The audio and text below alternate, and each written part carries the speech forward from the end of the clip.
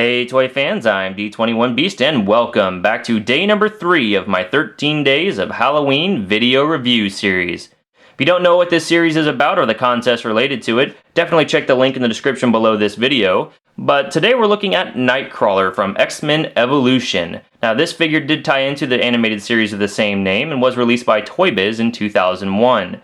This version of Nightcrawler is one of the few X-Men Evolution figures that I have in my collection, and they're very hard to come by these days. But since a lot of people do refer to Nightcrawler as the Blue Demon, I felt like he fit right in with my 13 days of Halloween theme, and I thought we'd go ahead and review him for you today. Let's go ahead and get things started by taking a look at the sculpting and paintwork on this figure.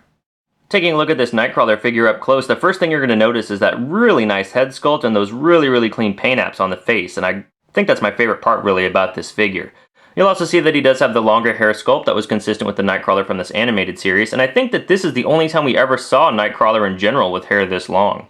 As you come down the figure, you're going to notice a costume that's very reminiscent of the way Nightcrawler looked in the 1970s and even throughout the 90s, and even now that he's back from the dead in the comics, he's kind of wearing this costume again, but it's got sort of that V-shaped red and black outfit, but there is some sloppy paintwork all around the figure's V-neck here, which is pretty disappointing, and that was not uncommon among the figure line. As you come down, we can see that he does have sort of a greenish-yellow belt, and he has the same color for his gloves, which is consistent with the animated series. He didn't actually have any white gloves like he does in the comics.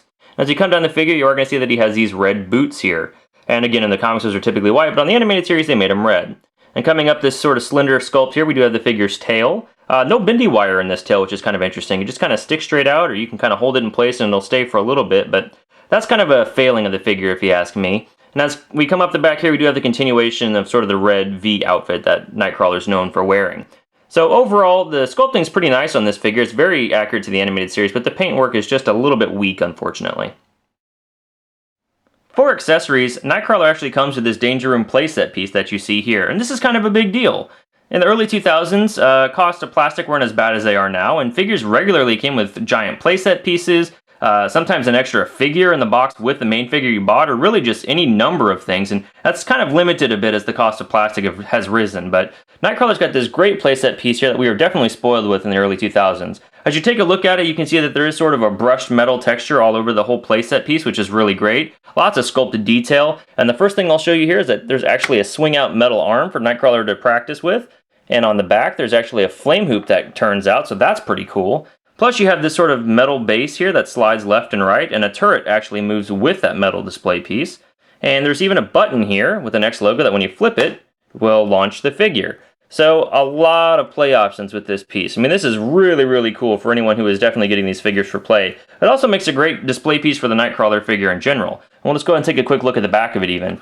And you can see here that there is, a sculpted vent and some more of that metal brushwork. And this gun turret here actually did fire at one time. Unfortunately, my playset piece is so old that it just doesn't launch like it used to, but still overall a really great inclusion for this Nightcrawler figure from 2001. Moving on to articulation, you can see that this Nightcrawler figure does have a head that'll turn left and right. It does not look up or down at all.